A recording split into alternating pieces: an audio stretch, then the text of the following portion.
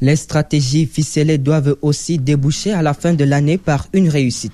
Les candidats aux examens officiels ne doivent pas perdre de vue que ce trimestre, aussi décisif qu'il soit, est plein d'enjeux. Abdourahmane Malsali. Réussir un examen nécessite une bonne préparation psychologique, intellectuelle et physico-environnementale. Madame Oumoul Didi, conseillère d'orientation principale en service au lycée de Mokyo. L'élève doit se fixer des objectifs, savoir ce qu'il veut, identifier et classer ses priorités. Donc l'élève doit chercher à connaître les conditions dans lesquelles se déroulent les examens. Il ne doit pas se décourager à cause des notes obtenues en classe.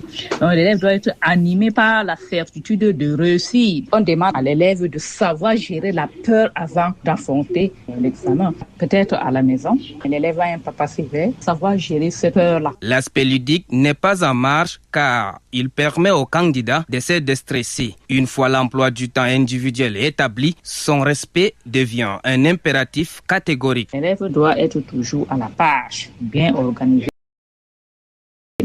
Il doit élaborer les fiches de mémorisation par leçon et par matière. Il doit avoir un carnet des formules et définitions assimilées. Il doit s'entraîner, traiter les épreuves d'examen, être prêt à composer dans n'importe quelle matière. Il doit travailler avec joie et il doit aussi commencer ses révisions très tôt. L'élève doit avoir une bonne santé physique, faire quelques exercices de détente, avoir une bonne alimentation, faire régulièrement de sport, éviter de prendre par exemple se reposer suffisamment. Les candidats, à la veille du déroulement d'un examen, doivent prendre contact avec le centre de l'examen, question de se familiariser avec l'environnement. Il doit connaître le jour, la salle, son numéro de table, l'ordre de passage des épreuves.